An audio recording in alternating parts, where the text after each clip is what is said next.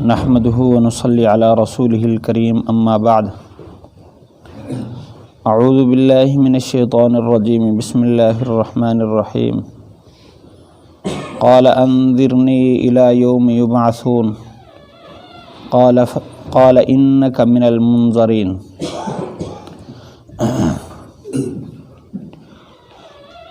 شیطان کہنے لگا اے میرے رب مجھے مہلت دے اس دن جس دن لوگوں کو کھڑا کیا جائے گا۔ فرمایا کہ تجھے مہلت ہے۔ واقعہ چل رہا ہے ہفتے شیطان کا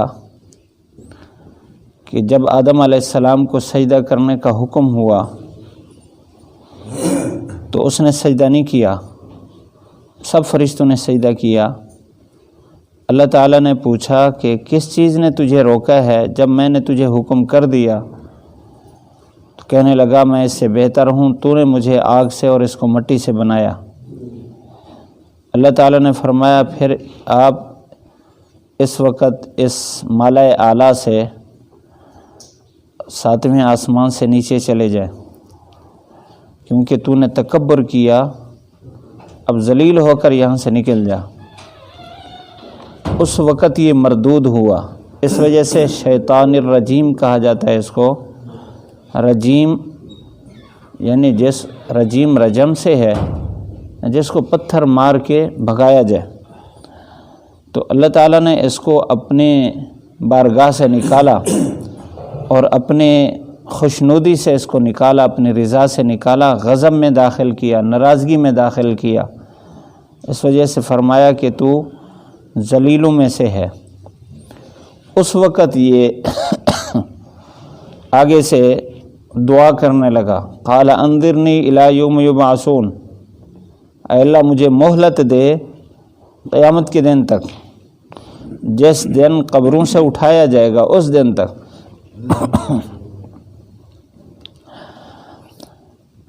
اللہ تعالیٰ نے فرمایا تجھے مہلت ہے۔ اب آگے اس بات کا تذکرہ نہیں کب تک مہلت ہے، دوسری جگہ ہے انک من المنظرین الی یوم الوقت المعلوم، ایک معلوم وقت تک تجھے مہلت ہے۔ اب معلوم وقت کون سا ہے؟ مفسرین فرماتے ہیں کہ اس نے تو مہلت مانگی تھی کہ مجھے جس دن سب کو کھڑا کیا جائے اس دن کھڑا کیا جائے، یعنی مجھے موت نہ آئے، مجھے اس وقت تک مہلت دے دی جائے، اس کے بعد پھر آپ چاہے مجھے پکڑ لیں۔ اللہ تعالیٰ نے اس کو موت کے دروازے تک لا کر کھڑا کیا ہے، کیونکہ اس جہان پر ایک دفعہ فنا ہے۔ کل من علیہا فان ویبقى وجہ ربک ذو الجلال والاکرام، ایک اللہ کی ذات جس پر یہ فنا نہیں ہے، باقی ہر چیز پر فنا ہے۔ اب وہ دن آنے والا ہے، وہ دن ہے جس دن سور پھونکا جائے گا۔ سور 2 دفعہ پھونکا جائے گا، پہلی دفعہ جب پھونکا جائے گا تو اس وقت ساری مخلوق مر جائے گی، یہاں تک کہ فرشتے بھی، اللہ تعالیٰ ان کو بھی موت دے دے گا، اور 4 بڑے فرشتوں کو بھی اللہ تعالیٰ موت دے دے گا۔ اور پھر اس کے بعد ایک وقت گزرے گا، وہ اللہ ہی جانتا ہے اس کی مدت کتنا ہے، جس میں اللہ تعالیٰ یہ سوال بھی کریں گے لمن الملک اليوم، آج کس کی بادشاہت ہے؟ تو ساری مخلوق پر موت ہوگی، کوئی نفس باقی نہیں ہوگا۔ تو پھر اللہ تعالیٰ فرمائیں گے للہ الواحد القہار، آج ایک اکیلے اللہ کی بادشاہت ہے۔ اگرچہ بادشاہت پہلے بھی اللہ کی ہے، لیکن لوگوں کی طرف بادشاہت کی جو عارضی نسبت ہے، اس وجہ سے لوگ یہ کہتے ہیں میں بھی بادشاہ ہوں، میں بھی مالک ہوں، میں بھی زندہ ہوں۔ اس وقت اس ظاہری اور عارضی ملکیت پر بھی فنا ہوگا اور عارضی بادشاہت پر بھی فنا ہوگا۔ تو اس وجہ سے کوئی بھی جواب نہیں دے گا جب سب پر موت ہوگی۔ اللہ تعالیٰ خود فرمائیں گے کہ میں ہوں آج سب کا بادشاہ۔ اس کے بعد پھر اللہ تعالیٰ سب سے پہلے اسرافیل علیہ السلام کو کھڑا کریں گے، پھر وہ سور پھونکیں گے، سارے کے سارے فرشتے بھی دوبارہ ان کو حیات ملے گی، انسان اور جنات بھی۔ تو یہ اس نے اس دن تک مہلت مانگی کہ مجھے موت نہ آئے، لیکن اللہ تعالیٰ نے اگلے نفخہ ثانیہ تک اس کو مہلت نہیں دی، پہلے نفخہ تک اس کو مہلت دی۔ اب مفسرین فرماتے ہیں کہ اس کی جو مہلت ہے جب وہ ختم ہوگی اس وقت صورتحال اس کی عجیب ہوگی۔ اب تو اللہ تعالیٰ کی طرف سے اس کو سارے مناظر دکھائے جا رہے ہیں کہ نافرمانوں کے ساتھ کیا ہو رہا ہے۔ اس نے قوم عاد کو ہلاک ہوتے دیکھا، قوم سمود کو ہلاک ہوتے دیکھا، قوم نوح کو ہلاک ہوتے دیکھا، سب کو ہلاک ہوتے دیکھا، اور اس کو پتہ ہے اللہ تعالیٰ کی پکڑ کتنا بڑی ہے، لیکن اتنا سرکش ہو چکا کہ اس کو کسی چیز کی پرواہ نہیں ہے، کسی چیز سے نصیحت نہیں حاصل کرتا۔ تو جب توبہ کا دروازہ بند ہونے لگے گا، حدیث شریف میں آپ صلی اللہ علیہ وسلم نے فرمایا کہ مغرب کی طرف اللہ تعالیٰ نے ایک دروازہ بنایا ہے جس کی چوڑائی 70 سال کی مسافت کی ہے، اور وہ توبہ کا دروازہ ہے، یعنی اس میں ساری مخلوق بھی چلی جائے تو سما جائے گی، ساری مخلوق بھی توبہ کر کے وہاں سے گزر جائے تو، لیکن جس دن سورج مغرب کی طرف سے طلوع ہوگا اس دن وہ دروازہ بند کر دیا جائے گا۔ اور ایک دفعہ اس نے بھی کہا تھا کہ یا اللہ، جب اللہ تعالیٰ نے اس کو راندہ درگاہ کیا، اس نے کہا کہ وَعِزَّتُكَ لَأُغْوِيَنَّ خَلْقَكَ، میں تیری ساری مخلوق کو گمراہ کروں گا تیری عزت کی قسم۔ اللہ تعالیٰ نے جواب میں فرمایا کہ وَعِزَّتِي وَجَلَالِي وَارتفاعِ مکانی، کہ میری عزت کی قسم، میری جلال کی قسم اور میرے بلند مرتبے کی قسم، جب تک مغرب کی طرف سے سورج طلوع نہیں ہوتا، جو مجھ سے توبہ کرتا رہے گا، معافی مانگتا رہے گا، میں اس کو بخشتا رہوں گا جب تک یہ میرے سے استغفار کرتے رہیں گے۔ اس نے ایک قسم اٹھا کر کہا، اللہ تعالیٰ نے 3 قسمیں اٹھا کر جواب دیا۔ تو بہرحال اس وقت اس کو مہلت ہے۔ بعض فرماتے ہیں کہ جب یاجوج ماجوج کھڑے ہوں گے تو اس وقت پھر اس کو احساس ہوگا، کیونکہ اس وقت دروازے بند ہو جائیں گے، قیامت کی قریبی نشانیاں ظاہر ہونے شروع ہو جائیں گی، اور پھر یہ کیا کرے گا، کہے گا کہ یا اللہ، اب جس چیز کا تو مجھے حکم کرتا ہے میں اسی کو سجدہ کرتا ہوں۔ حضرت ابن عباس رضی اللہ تعالیٰ عنہ کی روایت ہے روح المعانی میں، اللہ تعالیٰ فرمائیں گے کہ اب تو مہلت ختم ہو چکی، آدم علیہ السلام کو سجدہ کرنے کا حکم ہوا تو تو نے سجدہ نہ کیا، وہ بھی اللہ کا حکم تھا، اب کسی چیز کو بھی سجدہ کرے گا تو تیرا سجدہ قبول نہیں ہے، پھر یہ اللہ تعالیٰ کو سجدہ کرے گا۔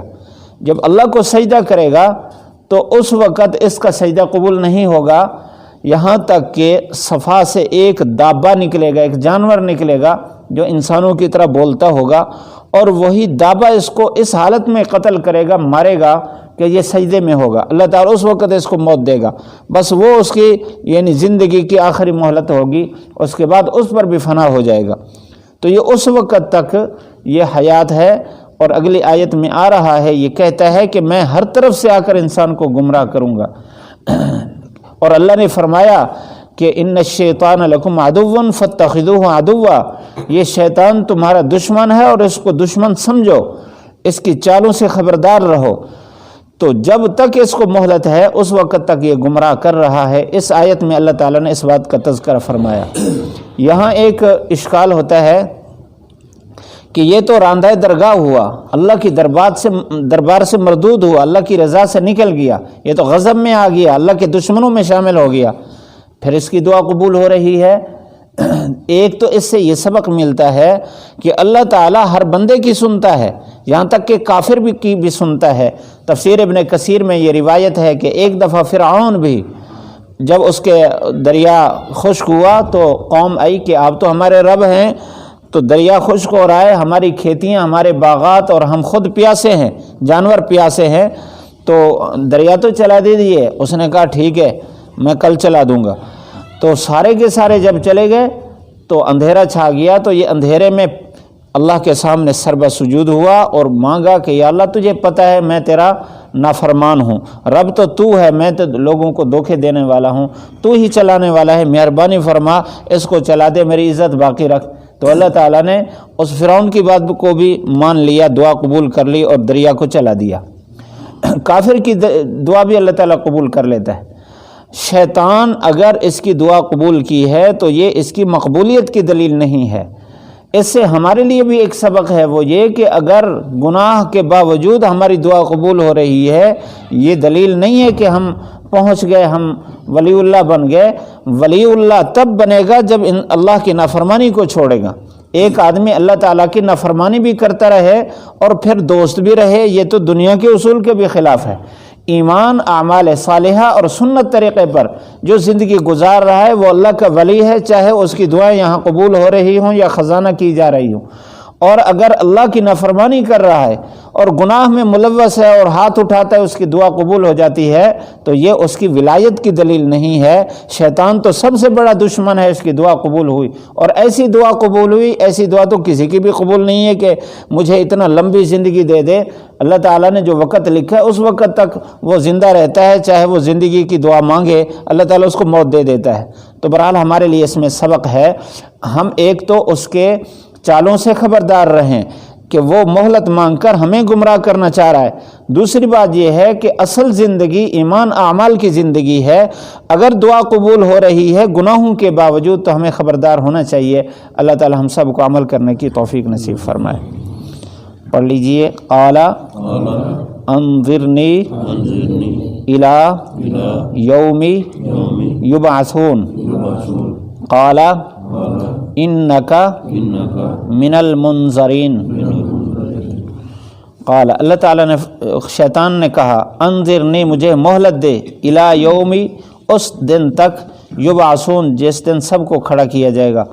قال، اللہ تعالیٰ نے فرمایا، انک، بے شک تو، من المنظرین، مہلت دیے ہوئوں میں سے ہے، یعنی تجھے مہلت ہے۔ الحمدللہ رب العالمین، والصلاة والسلام على سید الانبیاء والمرسلین۔ ربنا آتنا فی الدنیا حسنہ وفی الآخرۃ حسنہ وقنا عذاب النار۔ یا اللہ یا رحمن یا رحیم یا ارحم الراحمین، یا اللہ ہم سب کی بخشش فرما، ہم سب کے سارے گناہ معاف فرما، اپنی محبت، اپنا تعلق، اپنا قرب نصیب فرما، اپنے نام کی لذت سرور نصیب فرما، ہمیں کامل ایمان نصیب فرما، اعمال صالحہ نصیب فرما۔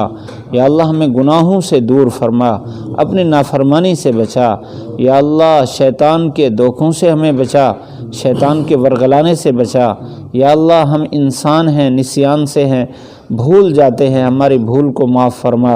یا اللہ ہماری خطاؤں کو معاف فرما۔